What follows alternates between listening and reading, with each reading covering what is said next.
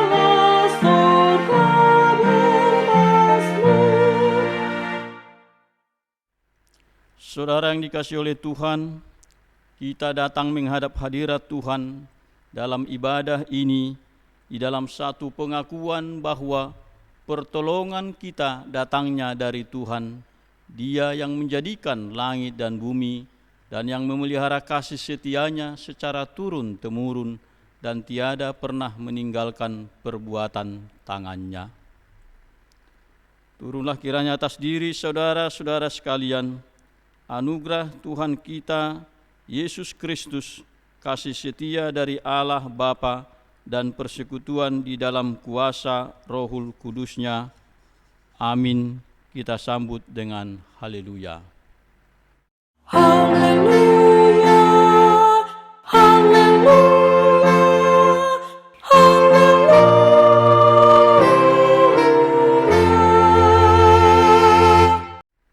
Saudara yang dikasihi oleh Tuhan, pembacaan Mazmur pada minggu ini terambil dari Mazmur 123.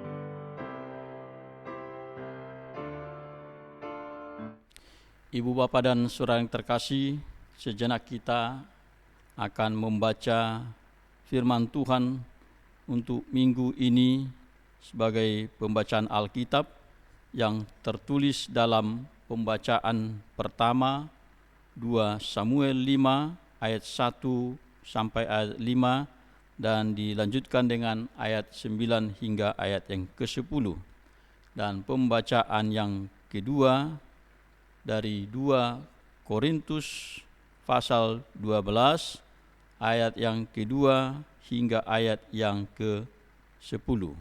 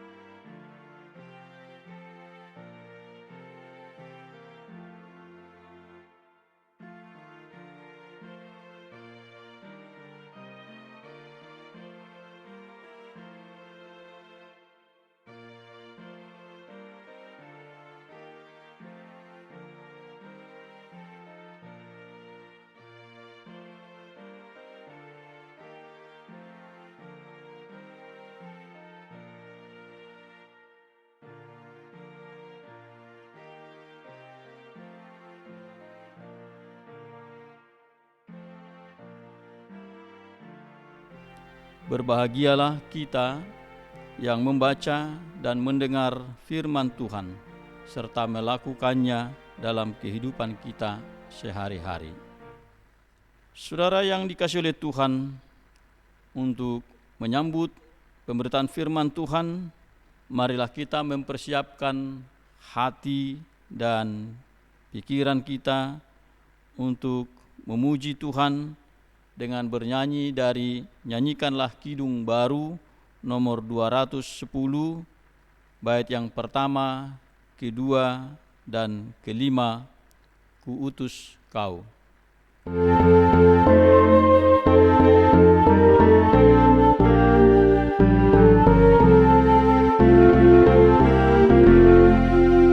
Kuutus Kau mengabdi tanpa pamrih, berkarya terus dengan hati teguh.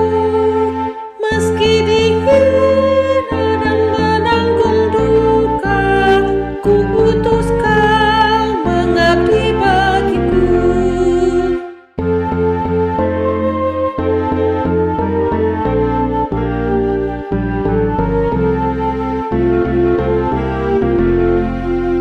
Kuutus Kau membalut yang terluka, menolong jiwa syarat berkeluh, menanggung susah dan derita dunia. Kuutus Kau berkorban bagiku.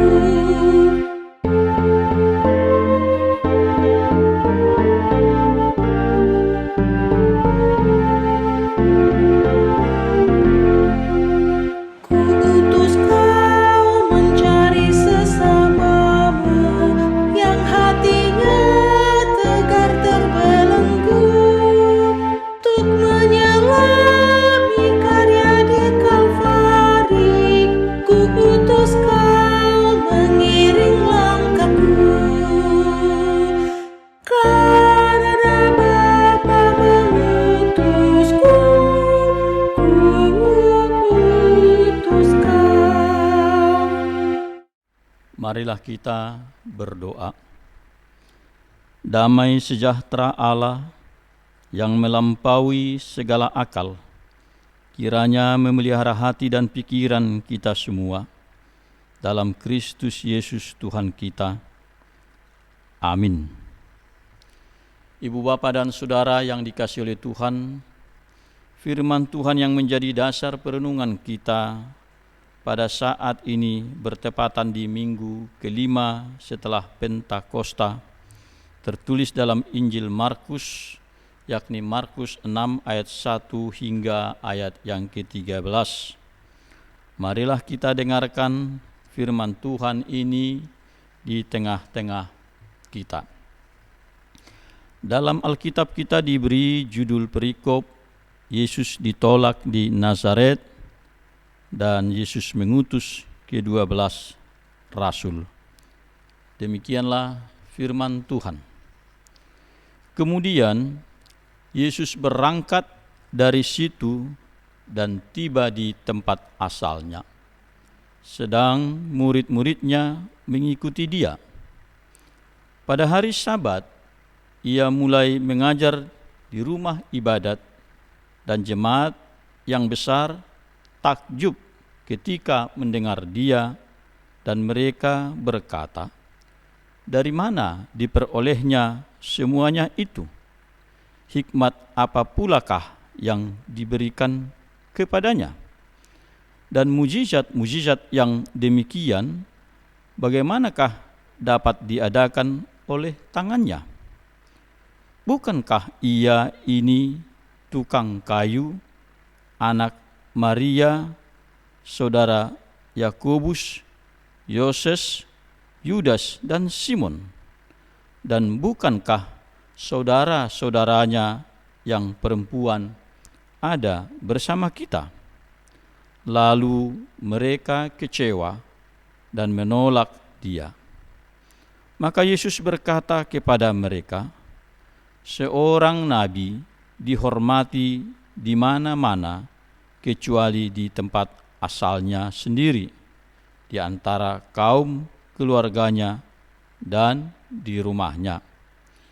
Ia tidak dapat mengadakan satu mukjizat pun di sana, kecuali menyembuhkan beberapa orang sakit dengan meletakkan tangannya atas mereka. Ia merasa heran atas ketidakpercayaan mereka. Lalu Yesus berjalan keliling dari desa ke desa sambil mengajar. Ia memanggil ke-12 murid itu dan mengutus mereka berdua-dua.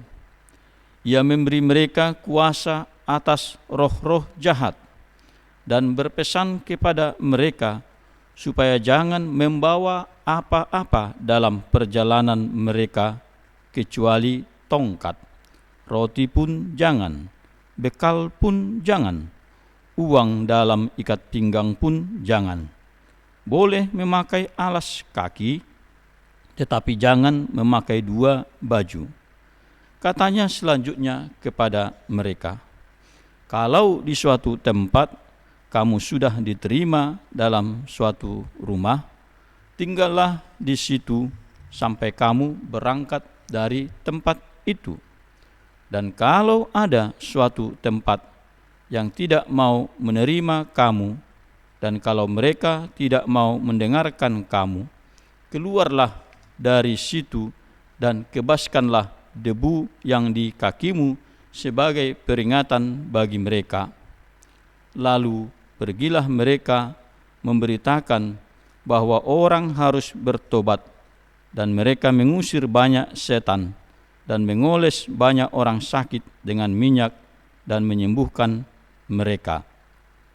Demikianlah firman Tuhan. Ibu bapa dan saudara, berbahagialah kita yang mendengar firman Tuhan, dan terlebih kita yang hidup dalam kebenaran firman Tuhan. Saudara yang dikasihi oleh Tuhan, saya ingin mengangkat satu tema bagi kita yang menjadi penekanan dari khotbah hari ini, yakni membuka hati bagi Tuhan. Saudara yang dikasihi oleh Tuhan Yesus, pernahkah kita merasa ditolak, baik dalam suatu komunitas misalnya, terkait dengan ide-ide maupun dengan pandangan, bahkan juga ditolak dalam karir dan pekerjaan. Tentu hal itu sesuatu yang sungguh menyakitkan, dan terutama kalau penolakan itu juga datang dari lingkungan sendiri, dari komunitas atau keluarga yang seyogianya justru menerima kita apa adanya. Ibu bapa dan saudara, hal itulah yang dialami oleh Yesus di tempat asalnya, di Nazaret. Nazaret itu adalah kampung atau desa di mana Yesus dibesarkan, dan tempat ia mengalami hidup masa kanak-kanaknya. Dan dalam teks hari ini diungkapkan bahwa Yesus berangkat ke tempat asalnya, Nazaret. Ia sesungguhnya tidak sedang berlibur atau melakukan napak tilas, melainkan tetap dalam melaksanakan misi pelayanannya. Ia lalu mengajar di rumah ibadat pada hari Sabat. Dan dalam pengajarannya, penulis Injil Markus bahkan mencatat sejumlah penilaian yang dialamatkan oleh orang sekampungnya terhadap Yesus. Mereka mendengarkan pengajarannya dengan takjub dan juga mengagumi hikmat yang dimilikinya, juga mujizat yang dilakukannya.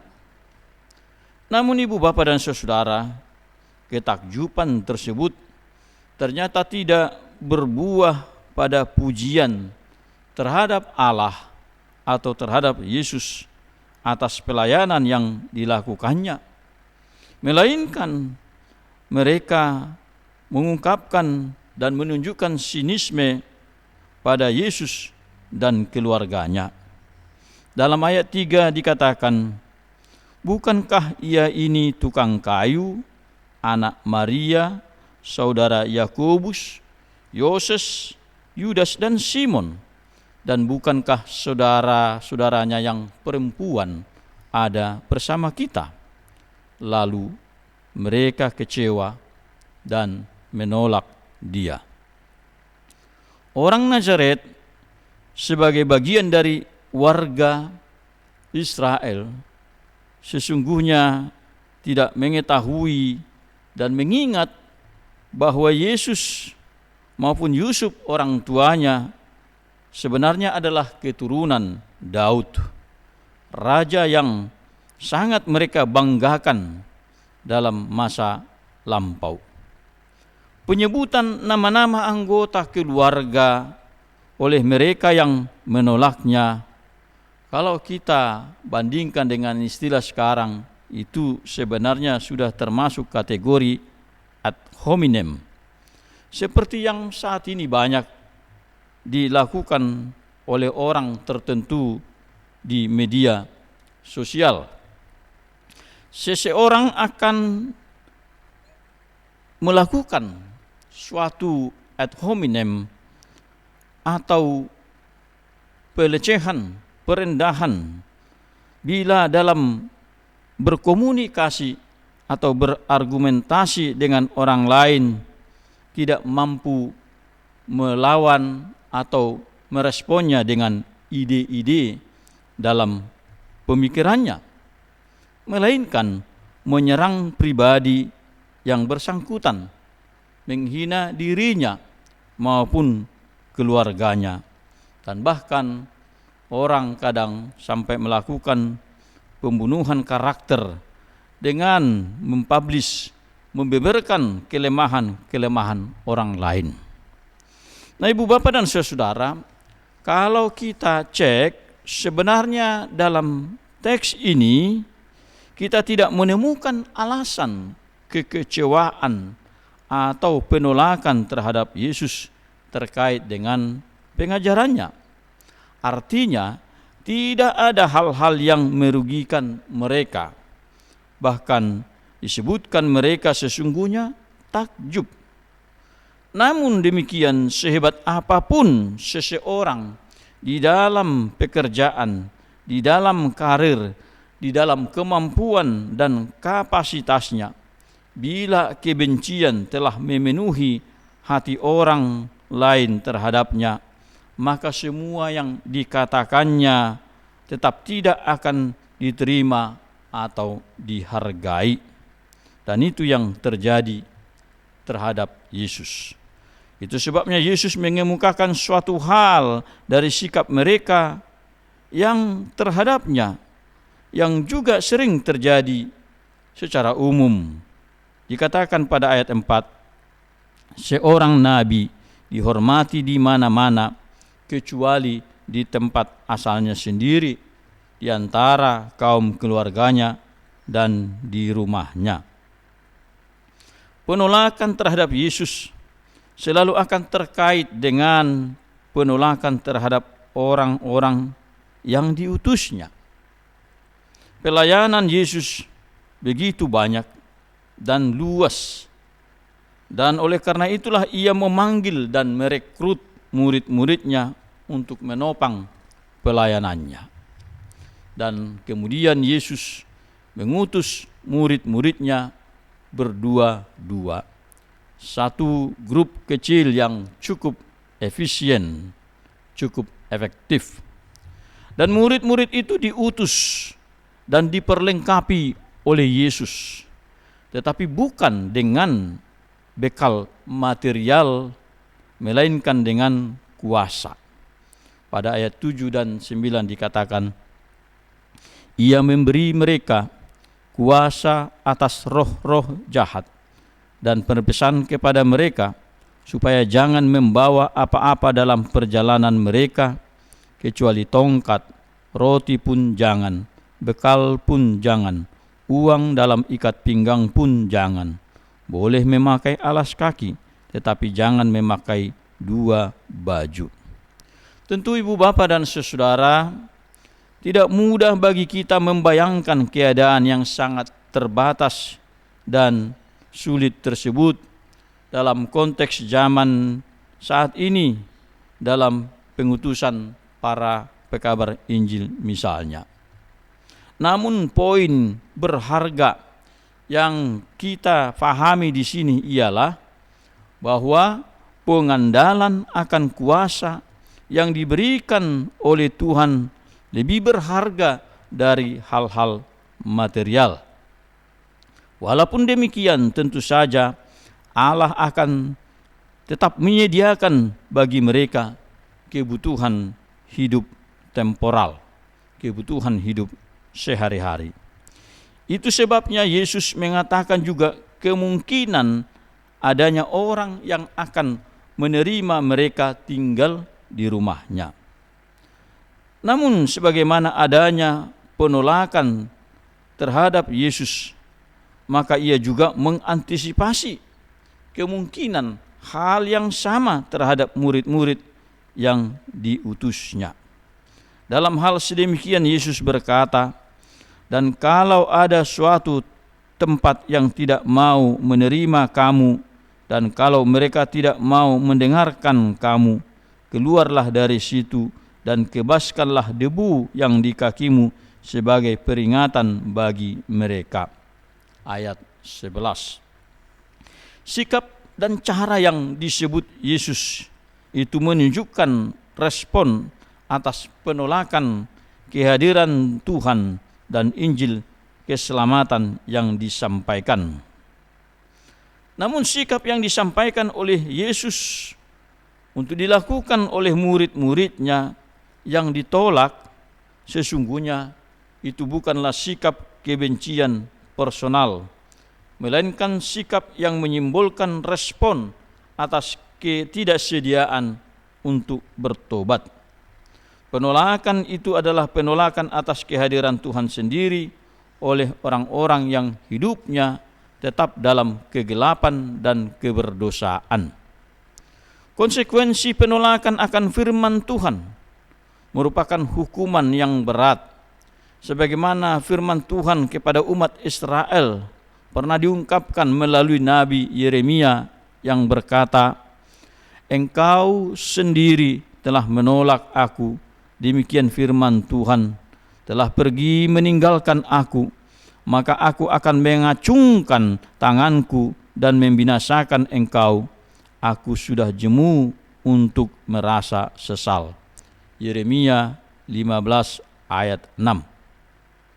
Dan bagi Yesus sendiri, ibu bapa dan saudara, apa yang diingatkan dan diantisipasinya atas murid-muridnya adalah juga sikap yang sebelumnya telah disampaikan oleh Yohanes Pembaptis yang ditolak oleh miliknya sendiri. Yohanes mengatakan dalam Yohanes 1 ayat 11, "Ia datang kepada milik kepunyaannya, tetapi orang kepunyaannya itu tidak menerimanya." Dengan menyatakan antisipasi kepada murid-muridnya, Yesus menguatkan mental dan keteguhan hati mereka untuk menghadapi berbagai penolakan, bahkan kemungkinan yang buruk lainnya. Namun demikian, dalam penolakan atas dirinya sendiri, pada bagian lain Yesus sebenarnya masih menyikapinya dengan kesabaran dan tidak langsung menghukum. Itu sebabnya ketika suatu saat Yesus pernah ditolak di suatu desa di Samaria, murid-muridnya yang marah ketika itu berkata, "Tuhan, apakah engkau mau supaya kami menyuruh api turun dari langit untuk membinasakan mereka?" Dalam Lukas 9 ayat 54. Tetapi respon Yesus ketika itu ialah ia berpaling dan menegur murid-muridnya, dan akhirnya mereka pergi ke desa yang lain. pada ayat 55 dan 56. Itu artinya bahwa Yesus tidak ingin membinasakan mereka, sehingga suatu waktu mungkin mereka akan mengubah pikirannya atau bertobat. Ibu bapa dan saudara yang dikasihi oleh Tuhan, dalam dunia di mana kita hidup saat ini, kita pahami bahwa dalam diri setiap orang, yakni orang percaya, Allah mempercayakan misinya untuk dilakukan. Dalam kapasitas setiap orang secara pribadi maupun keluarga, di dalam pekerjaan ataupun dalam karirnya, di dalam status jabatan, posisi maupun peran yang dilakukannya, ada misi dan rancangan Tuhan atasnya. Oleh karena itu, sangatlah penting menyadari dan mengingat bahwa dalam kapasitas dan apa yang kita perankan saat ini, bahwa hal itu ada, terjadi, bukanlah sesuatu yang kebetulan saja terjadi tanpa keterlibatan Tuhan. Hidup kita, apakah sebagai single person atau dalam hidup berkeluarga, itu bukan semata pilihan hidup kita sendiri, melainkan di dalamnya ada panggilan Tuhan. Jadi kalau orang hidup sendiri dan dia menganggap itu pilihannya, tetapi itu juga adalah panggilan dari Tuhan. Tetapi dalam hidup keluarga pun, dengan peran sebagai bapa, sebagai ibu di tengah-tengah keluarga, itu adalah juga panggilan Tuhan. Hidup dengan keterbatasan atau memiliki fasilitas, juga di dalamnya ada misi dan rancangan Tuhan. Jadi orang bisa saja dalam hidupnya mengalami kekurangan-kekurangan, tetapi ada juga orang yang diberi kelimpahan dan berkat. Di dalamnya ada misi dan rancangan Tuhan. Dan mungkin saja ada hal-hal yang kita alami di luar ekspektasi kita sebelumnya. Kita kadang mengalami pergumulan dalam hidup kita sehari-hari. Tuhan memiliki rancangan di dalamnya. Dan kesediaan kita untuk mau diproses oleh Tuhan akan memampukan kita memahami maksud dan rencana Tuhan di dalamnya. Ibu bapa dan saudara yang terkasih, murid-murid Yesus yang diutus, walau mereka tanpa bekal secara material, tetapi mereka tidak menunjukkan kekhawatiran, karena mereka dibekali oleh sesuatu yang lebih berharga dan lebih powerful, yakni kuasa Yesus. Kita tahu bahwa suatu hal yang sering menguasai diri banyak orang saat ini, terlebih dalam berbagai kesulitan dan ketidakpastian, ialah kekhawatiran. Kekhawatiran memang adalah respon atas sesuatu yang atasnya kita tidak dapat menjamin apakah akan berlangsung baik atau menguntungkan. Katakanlah misalnya seperti lockdown yang terjadi saat ini di daerah kita atau di negeri kita ini. Orang-orang tertentu tidak dapat secara normal bekerja sebagaimana biasanya, maka tentulah kemungkinan akan menimbulkan kekhawatiran, apakah itu terhadap income sebagaimana selama ini didapatkan, atau mungkin akan berkurang dari rata-rata kebutuhan. Dan setiap orang bisa dilanda kekhawatiran. Atau juga bila kita menderita sakit penyakit tertentu dan membatasi banyak hal dalam aktivitas kita secara fisik, maka wajar sekali kalau seseorang menjadi khawatir. Tetapi ibu bapa dan saudara-saudara, respon kita sebagai orang percaya tentulah berbeda terkait dengan kekhawatiran dibanding orang yang tidak percaya. Yesus dalam pengajarannya menekankan bagaimana pemeliharaan Allah itu dinyatakan atas hidup orang percaya. Itu sebabnya ia berkata, "Aku berkata kepadamu, janganlah khawatir akan hidupmu, akan apa yang hendak kamu makan atau minum, dan janganlah khawatir pula akan tubuhmu, akan apa yang hendak kamu pakai. Bukankah hidup itu lebih penting daripada makanan, dan tubuh itu lebih penting daripada pakaian?" Matius 6 ayat 25. Yesus di sini menekankan hal yang lebih esensial, yakni hidup, dan itu adalah pemberian Allah.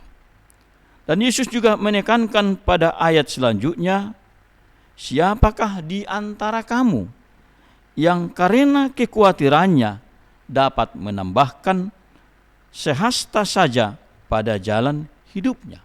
Matius 6 ayat 27.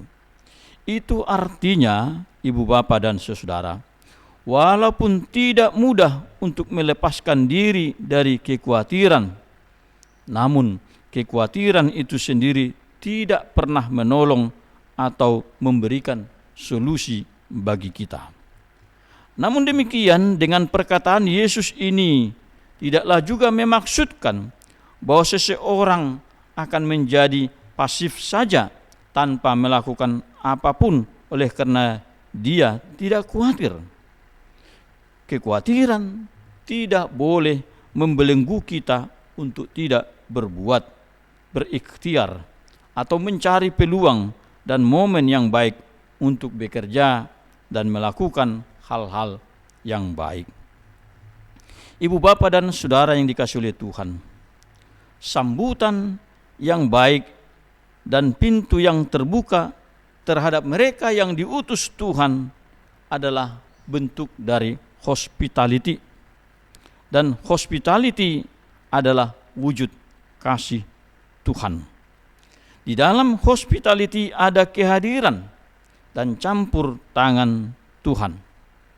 Bagi Anda yang pernah ke rumah sakit PGI Cikini di Jakarta, di sana ada satu tulisan dalam bahasa Latin yang berbunyi, "Sedare dolorem opus divinum est", yang artinya meringankan penderitaan adalah karya ilahi. Hospitality adalah apa yang Yesus katakan pada ayat 10. "Kalau di suatu tempat kamu sudah diterima dalam suatu rumah, tinggallah di situ sampai kamu berangkat dari tempat itu." Hospitality adalah juga bentuk keterbukaan hati kita menerima firman Tuhan yang menyapa kita. Dengan membuka diri terhadap firman Tuhan, itu berarti kita sedia menerima firman Tuhan dan membaharui relasi pribadi kita dengan Tuhan. Yesus berkata di dalam Wahyu 3 ayat 20, "Lihat, aku berdiri di muka pintu dan mengetok. Jikalau ada orang yang mendengar suaraku dan membukakan pintu, aku akan masuk mendapatkannya, dan aku makan bersama-sama dengan dia, dan ia bersama-sama dengan aku." Wahyu 3 ayat 20. Ibu bapa dan saudara-saudara yang dikasihi oleh Tuhan, dalam kondisi apapun yang kita alami, Tuhan hadir dan menghampiri kita dan mengetok pintu hati kita. Pandemi COVID-19 memang sangat mengkhawatirkan setiap orang dan menyebabkan kita berada pada masa lockdown, membatasi ruang gerak dan aktivitas kita, baik bekerja dan menjalani hidup. Namun firman Tuhan dan kuasanya tidak bisa dibelenggu oleh apapun. Kita justru membutuhkannya sebagai kekuatan yang menopang kita dalam kondisi yang serba tidak pasti ini, dalam situasi yang sulit. Ketika pintu dan akses berbagai kegiatan tertutup dan lockdown, maka kita justru harus membuka pintu hati dan kehidupan kita untuk dimasuki oleh Tuhan. Karena hanya dengan itulah kita dimampukan untuk memahami dan menjalani hidup yang penuh dengan pergumulan ini. Penulis Ibrani berkata, pada hari ini, jika kamu mendengar suaranya, janganlah keraskan hatimu seperti dalam kegeraman. Ibrani 3 ayat 15. Amin. Kita berdoa. Ya Allah Bapa kami yang di surga, kami telah mendengarkan bagian dari firman-Mu. Kami kembali menyerahkan sepenuhnya pada otoritas Tuhan. Kiranya Engkau yang menguji, menilai setiap kami, meneguhkan firman-Mu bagi kami, menerangi hati dan pikiran kami untuk memahami kebenaran firman-Mu, dan agar kami mampu melakukannya dalam tuntunan Roh-Mu. Ya Bapa dalam surga, berkatilah kami dalam segala keberadaan kami saat ini, baik dalam hidup pribadi maupun dalam hidup keluarga.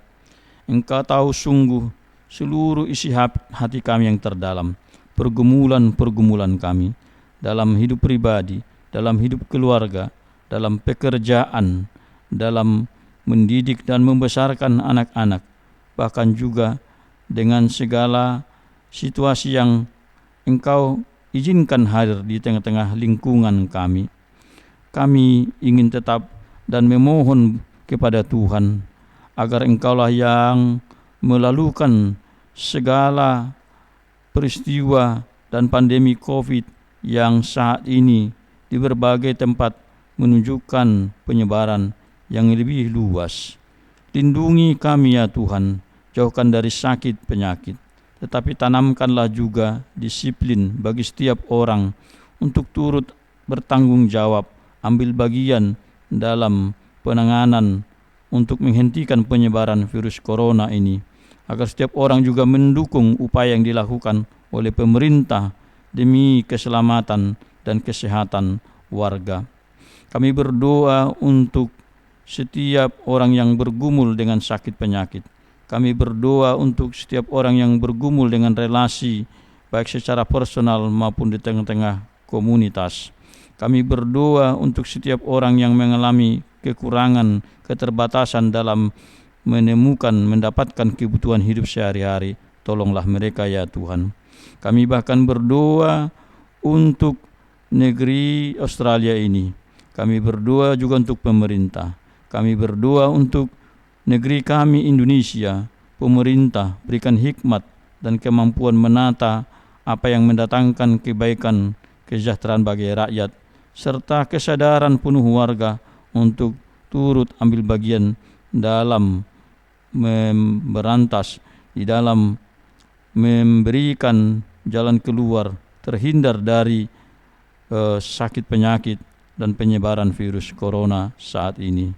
Terima kasih ya Tuhan, berkatilah setiap apa yang Kau percayakan bagi hidup kami pribadi, keluarga, anak-anak kami, dalam persekutuan di tengah-tengah gereja-Mu, walaupun dalam keterbatasan, biarlah Roh-Mu akan tetap mengikat kami sebagai satu tubuh Kristus, dan kami akan tetap dengan daya upaya melihat setiap peluang yang dapat kami lakukan untuk tetap membangun persekutuan ini, bahkan dengan program-program yang telah ditetapkan oleh gereja-Mu.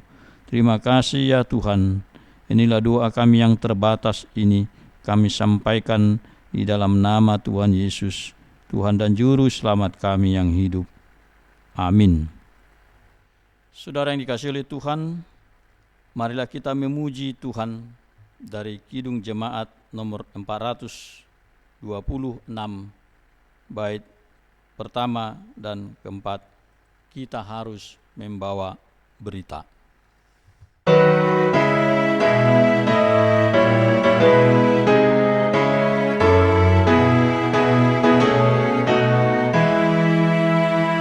Kita harus membawa berita pada dunia dalam gelap tentang kebenaran dan kasih dan damai yang menetap,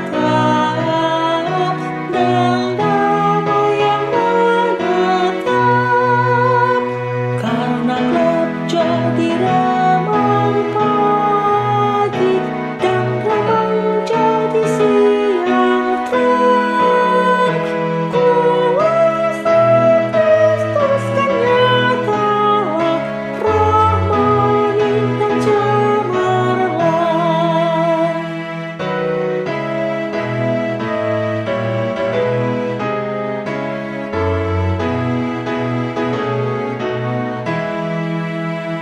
Kita harus bersaksi di dunia tentang kuasa darah kudus. Semoga yang masih saksi terima Sang Penebus, terima Sang Penebus. Karena gelap jadi remang pagi dan remang jadi siang terang. Kuasa Kristus kan nyata, rahmani dan cemerlang. Saudara yang dikasihi oleh Tuhan, sekarang terimalah berkat dari Tuhan kita.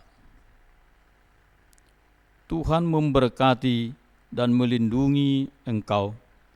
Tuhan menyinarkan wajah-Nya kepadamu dan memberi engkau kasih karunia.